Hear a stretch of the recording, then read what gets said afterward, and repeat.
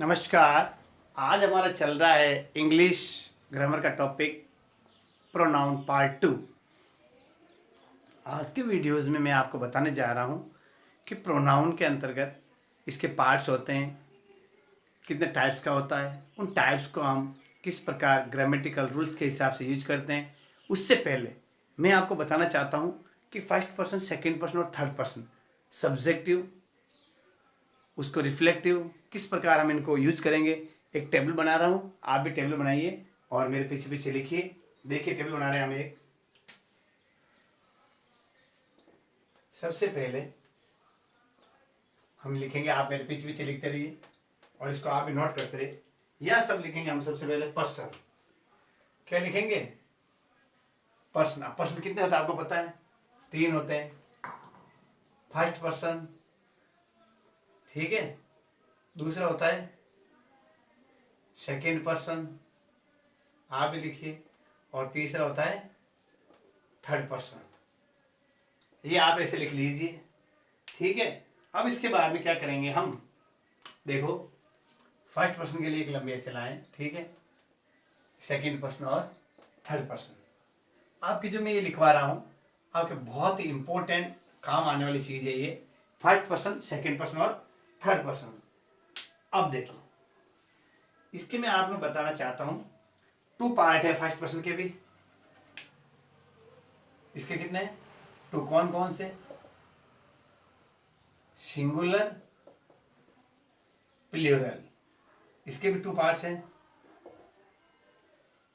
Singular, plural. इसके भी वापस 2 पार्ट्स हैं, सिंगुलर और प्लूरल। ये नंबर, ये आप करो सेकेंड ऐसे नंबर करके, ठीक है। ये टेबल में सेकेंड में चल गए। अब फर्स्ट पर्सन देखो, आप कल मैंने आपको बताया था कि फर्स्ट पर्सन में जो आपको लिखना है सब्जेक्टिव। पहले पहले क्या लिखेंगे अपन? सब्जेक्टिव। तो सब्जेक्टिव में कौन कौन सा आता है देखो, यानी वो पर्सन प्रोनाउन के अंतर्गत हम उनको सब्जेक्ट के रूप में यूज करते हैं हमेशा के लिए। जैसे फर्स्ट पर्सन कौन होता है? Speaker, I singular, we plural. तो फर्स्ट में कौन होगा? सिंगुलर में आई, प्लूरल में वी। आप भी लिखिए आई और वी, ठीक है। ठीक उसी तरह सेकेंड पर्सन में सिंगुलर में यू होता है और प्लूरल में भी यू होता है। ये बात आपको महत्वपूर्ण ध्यान रखनी है कि सेकेंड पर्सन कौन होता है? वो लिसनर होता है, ठीक है। अब इसके बाद में थर्ड पर्सन में he, male, she, female, it singular और प्लूरल के लिए दे। ये जो आपको ध्यान रखना, इसके वापस 3 पार्ट ले लिया हमने। वही मटेरियल के लिए ही पुल्लिंग, स्त्रीलिंग और नपुंसकलिंग, जिस प्रकार संस्कृत में चलते हैं ना, ऐसे इस तरह हम इनको यूज कर सकते। ये सब्जेक्टिव रूप में, यानी ये जो बताया मैंने, I, we, you, he, she, it और दे, ये जो सेंटेंस बनाते हैं ये प्रोनाउन सब्जेक्ट के रूप में आते हैं। अब आगे इंपॉर्टेंट बात महत्वपूर्ण है, इसके बाद में आप लिखे ऑब्जेक्टिव।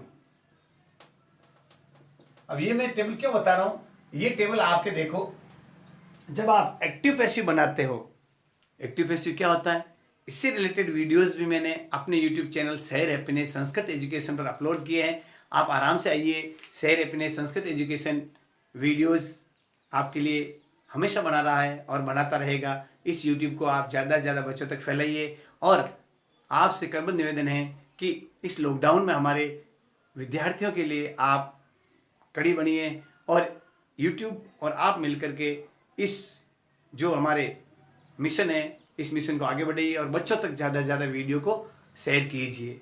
ये आपसे करबद्ध विनती है। और जिन्होंने सब्सक्राइब नहीं किया अभी सब्सक्राइब कीजिए और बेल आइकन नहीं दबाया तो बेल आइकन जरूर दबाइएगा। आगे चलते हैं अपने। तो सब्जेक्ट के रूप में I, we, you, he, she, it और दे। अब इनको ऑब्जेक्टिव, जैसे मैं काम करता हूँ, आई डू वर्क।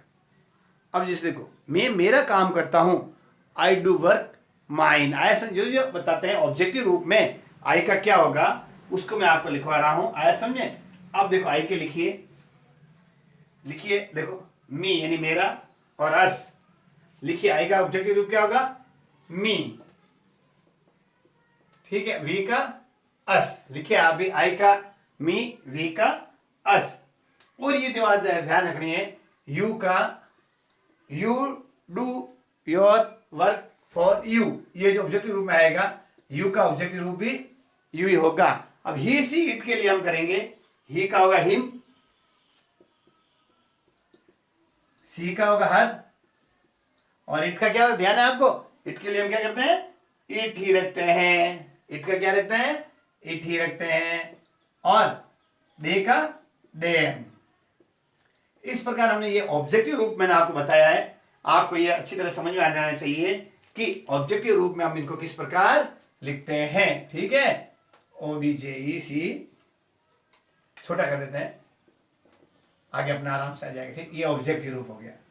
ठीक, यहां तक आपको समझ में आ गया होगा कि किसी भी प्रश्न में नंबर होता है, सिंगुलर प्लूरल को सब्जेक्टिव और ऑब्जेक्टिव रूप में हम किस प्रकार लिखते हैं।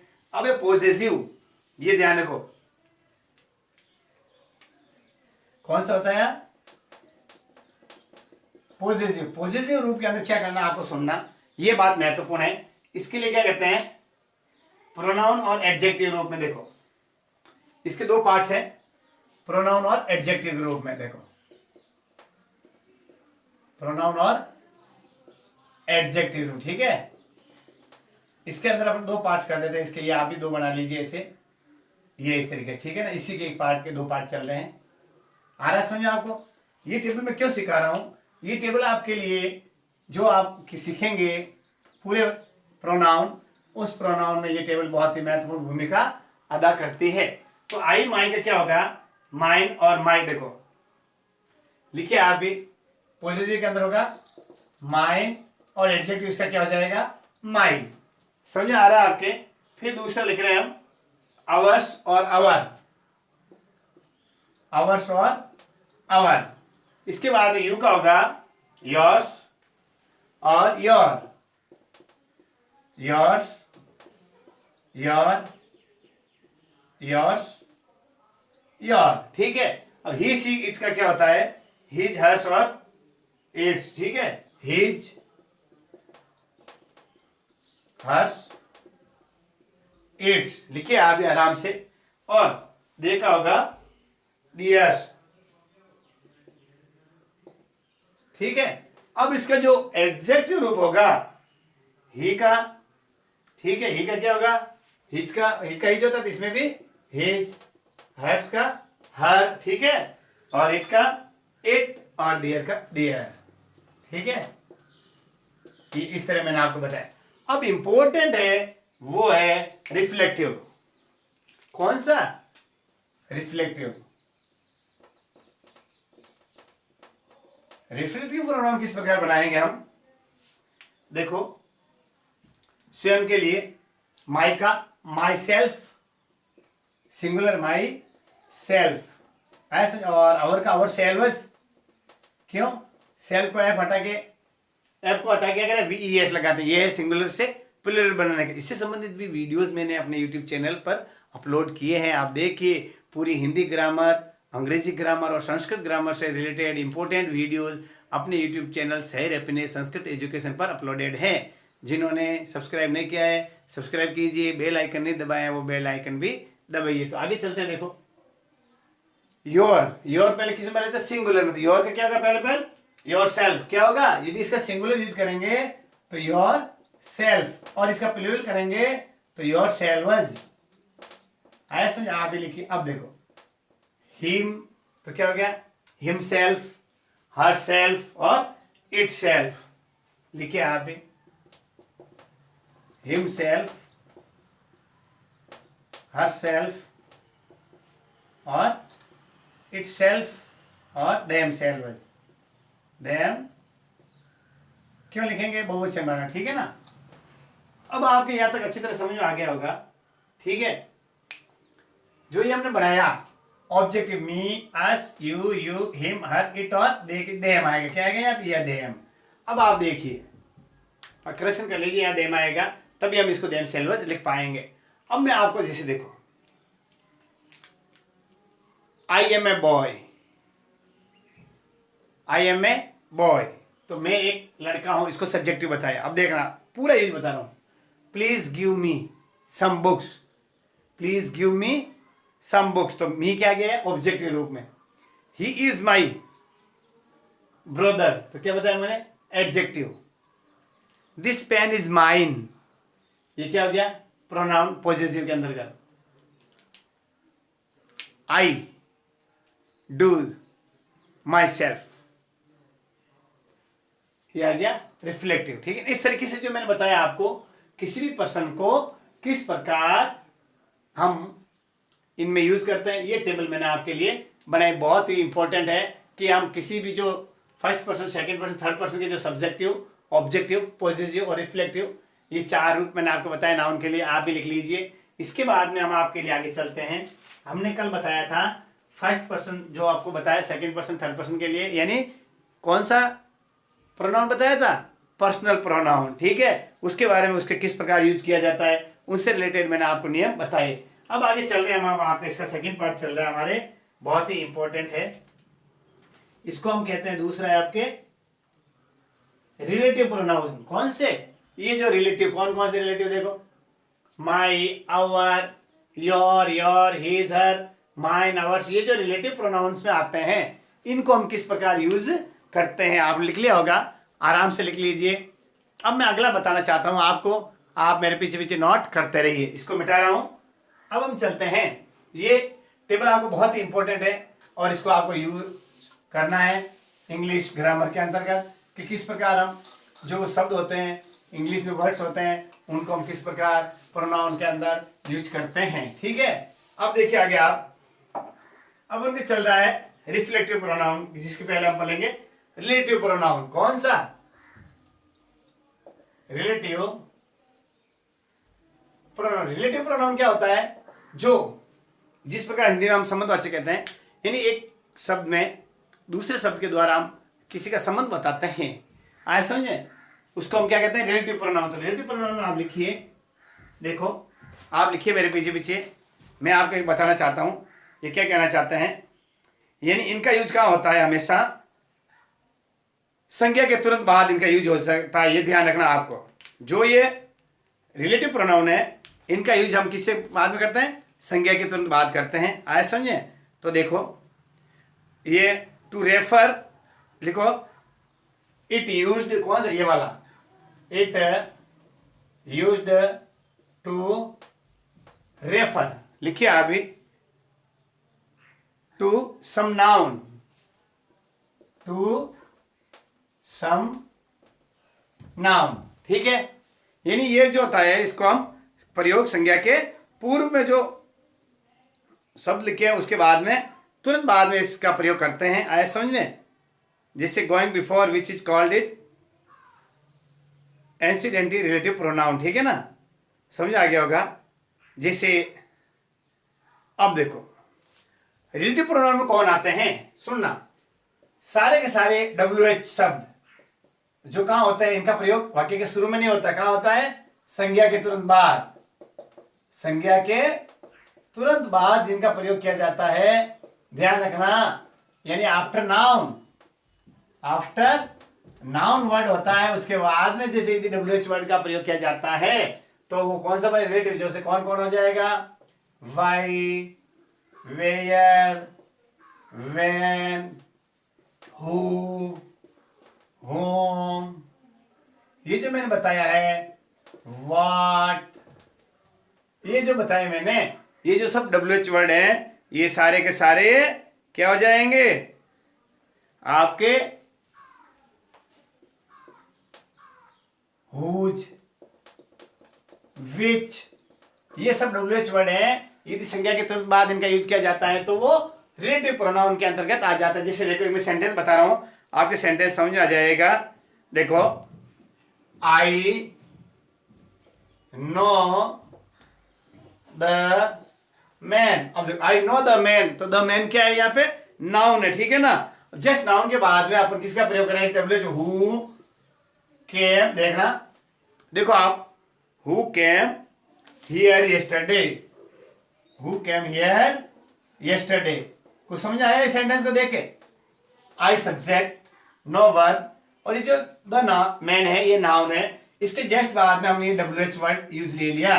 ये जो WH वर्ड लिया है ये क्या कहलाता है, यानी मैं आदमी को जानता हूं जो कल यहाँ पे आया था। मैं उस आदमी को जानता हूं जो कल यहाँ पे आया, तो क्या कहते हैं, उस आदमी को क्या बता रहा है वो रिलेटिव प्रोनाउन के रूप में इस हु को हम यूज करते हैं। देखो, और इसको यदि WH वर्ड में करेंगे तो हु आर यू, ये साइन ऑफ इंटरोगेशन बन गया है, ठीक है ना, क्योंकि WH वर्ड का वाक्य के शुरू में करते हैं तो वो क्वेश्चन सेंटेंस बन जाएगा। लेकिन हमें क्या करना है, WH वर्ड को नाउन के जस्ट बाद में आफ्टर नाउन इनका यूज करेंगे तभी ये रिलेटिव प्रोनाउन बनेगा, ठीक है। ये आपके समझ आ गया है। देखो, I am going where Subhash Chandra Bose born, मैं जा रहा हूं वहां जहां सुभाष चंद्र बोस पैदा हुए। ये तो वेयर को मैंने बीच में लिया और सीधा sentence where are you going, ये क्वेश्चन पूछ दिया कि आप कहां जा रहे हो। इन WH वर्ड जब वाक्य के शुरू में होते हैं तो उनको हम क्वेश्चन के रूप में यूज करते हैं, लेकिन WH वर्ड जब संज्ञा के शब्द यानी जो नाउन शब्द है उनके बाद में यदि उनका यूज किया जाए तो वो रिलेटिव प्रोनाउन में यूज होते हैं। अब मैं आपको एक एक के बारे में बता रहा हूं, जैसे हम हु का प्रयोग करते हैं। सुनना, हु का यूज हम क्या करते हैं, जिससे पहले बताया मैंने हु का प्रयोग मैंने बता दिया क्या करते हैं, किसी भी पर्सन के लिए कर सकते हैं, ठीक है। जैसे God help those who help themselves, आया समझे, यानी मैन वर्ब और हेल्पिंग वर्ब के रिक्त स्थान यदि कहीं आ जाए तो उसके साथ में उसमें किसका प्रयोग करेंगे, हु का प्रयोग करेंगे। अब हुम का प्रयोग कैसे करेंगे, कर्मकार के लिए। जैसे देखो, यानी क्या बताना चाहता हूं मैं, संज्ञा शब्द हो उसके स्थान पर कोई व्यक्ति सूचक हो तो वहां हुम, जैसे देखो रानी, हुम का बताना, देखो रानी ये क्या बना मैंने, सब्जेक्ट, ये पर्सन है, ठीक है। देखो खाली जगह आई प्रेजेंटेड अ वॉच, रानी खाली जगह I presented a watch is my friend, देखो इज माई फ्रेंड, देखो रानी ये आ रहा है तो ये सब्जेक्ट है, पर्सन है, तो यहाँ होम आएगा, क्या आएगा, होम, यानी रानी जिसको मैंने गिफ्ट किया है वो मेरी बेस्ट फ्रेंड है। तो ये हु का पहले बता दिया, अब होम का बता दिया। वेयर के लिए मैं आपको बताना चाहता हूं, वेयर जो आता है, वेयर कोई प्लेस के लिए, प्लेस नहीं आ जाए, प्लेस के बारे में पूछा जाए तो हम किसका यूज करते हैं, वेयर का। किसका यूज करते हैं, वेयर का। जैसे वेयर आर यू गोइंग, इसको हम शुरू में किया हमने तो ये क्या बन गया, WH बन गया। जैसे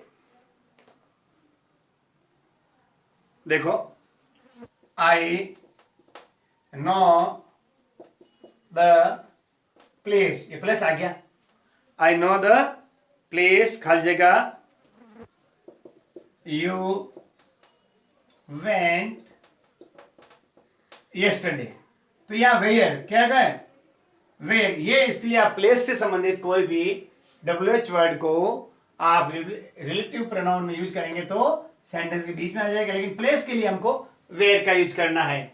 हु पर्सन के लिए, हुम यदि सब्जेक्ट, पर्सन कब आएगा हु का प्रयोग, जब नाउन के जस्ट बाद में हु का प्रयोग होगा, और सब्जेक्ट के साथ यदि सब्जेक्ट पर्सन है उसकी जस्ट खाली है तो हुम, और कोई प्लेस है तो वेयर। अब मैं एक और बताना, वैन आगे बढ़ना चाहता हूं, वैन, वैन मतलब to show time. Simple sentence question पूछते हैं, when do you get up, ये तो क्वेश्चन पूछा। अब देखो, अब इसको यदि हम रिलेटिव प्रोनाउन में यूज करेंगे तो देखो इट वाज, देखो आप सेंटेंस देखो, इट वाज संडे खाली जगह आई बॉर्न, देखो ये वो दिन था जब मैं पैदा हुआ था, तो क्या होगा, आई वाज बॉर्न कर दो, चलो आई वाज बॉर्न, तो क्या इट वाज संडे, तो क्या हो गया यहाँ पे फिल इन द ब्लैंक्स क्या आएगा, व्हेन, क्योंकि संडे क्या बता रहा हमको, टाइम शो कर रहा है, तो टाइम शो के लिए हमने व्हेन का यूज किया है, ठीक है। ये आपको बहुत अच्छी तरह समझ में आ रहा होगा कि मैं क्या कहना चाहता हूं। अब हुज है, देखो हुज का यूज कैसे करते हैं, देखो हुज, हुज यानी जिसका, उसका कहते हैं जिसके लिए, यानी कहां प्रयोग आएगा, सुनो, यदि कोई वस्तु हो किसी भी सेंटेंस में पर्सन और थिंग बताई जाए तो उसके लिए हम किस में यूज करेंगे, हु, जिसका, जिसको। जैसे मैं आपको एक सेंटेंस बता रहा हूं, आप देखिए द मैन, देखना आप सेंटेंस को देखना। द मैन हर जगह, आदमी देखना, शर्ट इज ब्लू, देखो द मैन हर जगह शर्ट इज ब्लू, सुन लेना। Is my uncle, is my uncle को समझ आया। ये है पर्सन, ये है थिंग। पर्सन और थिंग के लिए हम इन्हें, आदमी जो नीले कमीज में है मेरे चाचा, तो द मैन हुज, आदमी जिसकी कमीज, हुज यानी जिसकी कमीज कैसी है, नीले रंग की है, मेरे चाचा है। हुज यानी जिसकी है, समझ में। इस तरीके से पर्सन और थिंग के बीच में हम हुज का यूज करते हैं। अब उसके बाद में आगे आपके लिए महत्वपूर्ण लाया हूं विच, बहुत इंपॉर्टेंट है। विच हमेशा कोई भी थिंग्स के बारे में बताता है या कोई एनिमल के बारे में बताता है, उसके लिए हम विच का प्रयोग करते हैं। ध्यान रखना आप, यानी जो, जिन्हें, जिसके, जिसने आदि, मैंने बताया थिंग्स और एनिमल्स यानी जानवरों के लिए हम उपयोग में इसको लेते। जैसे देखो, लिखिए आप, द काउ, एग्जाम्पल लिखिए, द काउ खाली जगह, ठीक है, stand there, stand there is very gentle. ये देखो क्या लिखा मैंने, द काउ। द काउ, तो काउ क्या एनिमल है, तो ये क्या करेंगे विच, ठीक है। अब देखो थिंग्स के लिए द हाउस, देखा द हाउस क्या बताया मैंने, थिंग के लिए बताया। खल जगह has a high gate is mine, यानी जो घर बहुत बड़ा है, जिसका दरवाजा बहुत ऊंचा है, मेरा घर है, तो क्या आएगा विच। ये थिंग्स के बारे में मैंने आपको बताया, एनिमल्स के बारे में बताया है, ये हमने विच का प्रयोग किया है, ठीक है। अब इसके बाद में आगे मैं आपको बताना चाहता हूं जो वेरी इंपॉर्टेंट भी है, वो है दैट। आप ये नोट्स आप लिख लीजिए, जो मैं बोल रहा हूं उसको भी आप सुन लीजिए। तो दैट का प्रयोग भी मैं आपको आज बता देता हूं कि दैट का यूज हम कहाँ कहाँ करते हैं। जैसे हुज, विच, वाई। वाई के लिए क्या करना है, वाई का लिख लीजिए वाई एंड रीजन। क्या करते हैं, कोई भी वाई, कोई भी क्या हो, रीजन के लिए हम वाई का यूज करते हैं, ठीक है। ये मैंने आपको इतने सारे समझा दिए हैं। अब आप करेंगे दैट, यूज ऑफ दैट का प्रयोग, जो कि एक रिलेटिव प्रोनाउन है। कौन सा, दैट भी एक इंपॉर्टेंट रिलेटिव प्रोनाउन है। अब आप ये नियम समझ में आ गए होंगे कि विच का प्रयोग कहाँ किया जाता है, हुज का प्रयोग कहाँ किया जाता है, whom, when, why, where, ठीक है। ये मैंने आपको सब समझाने की कोशिश की है। अब मैं आपको बता रहा हूँ दैट। दैट का यूज हम उस प्लेस पे करते हैं, उस सिचुएशन में करते हैं कि जब, सुनो आप, कि जब कोई भी पर्सन, थिंग्स, एनिमल, उनके स्थान पर नॉमिनेटिव या ऑब्जेक्टिव केस हो, लेकिन वहां पे हु विच के स्थान पर हम किसका प्रयोग करेंगे, दैट का। कौन सी कंडीशन, सबसे पहले सुपरलेटिव डिग्री।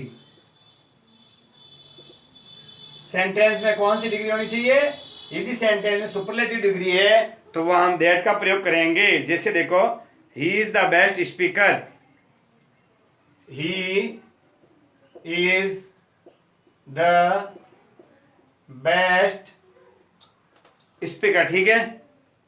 अब देखो द बेस्ट क्या है, सुपरलेटिव है, तो यहां जो फिल इन द ब्लैंक्स आएगा उसमें हम किसका प्रयोग करेंगे, दैट। क्या करेंगे, that I have your hair, I have your hair, ठीक। क्या आएगा यहाँ पे, दैट। क्या आएगा, दैट जो रिलेटिव प्रोनाउन है इसका हम यहाँ पे यूज करेंगे। अब एक दूसरा बहुत महत्वपूर्ण है, यदि कोई सेंटेंस में, सुनो, ऑल लिखिए, आप भी लिखिए, all, same, any, none, any, none, no one. ध्यान रखना जो सेंटेंस लिखवा रहा हूं, ओनली, लिटिल, मच, ये जो सब लगवा रहा हूं, इनके बाद में हमेशा क्या आएगा, दैट का प्रयोग होगा। फ्यू, ठीक है, little, few, everybody, everyone, everything.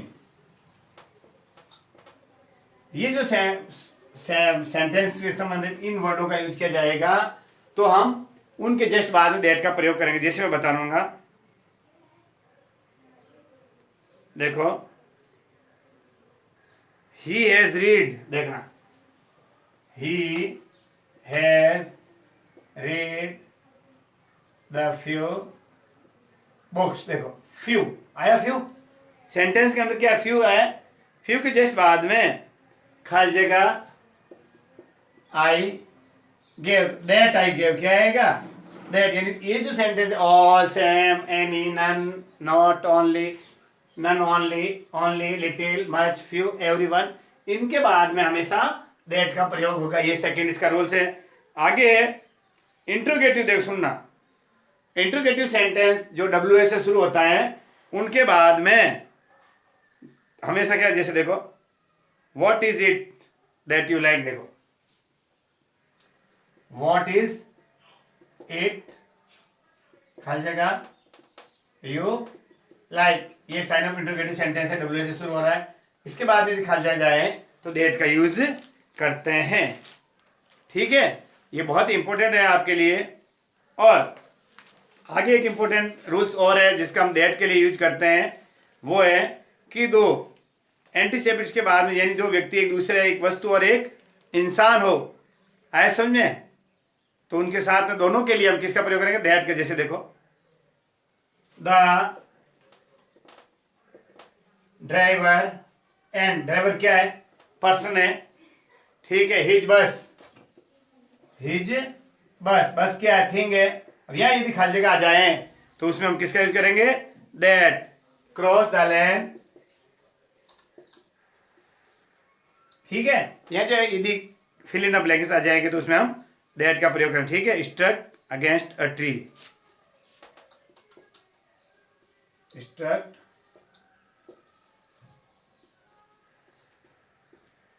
Tree, ठीक है। ये आगे फिल इन द ब्लैंक्स, तो क्या करेंगे, यहाँ पे हम दैट का प्रयोग करेंगे इस तरीके से, ठीक है।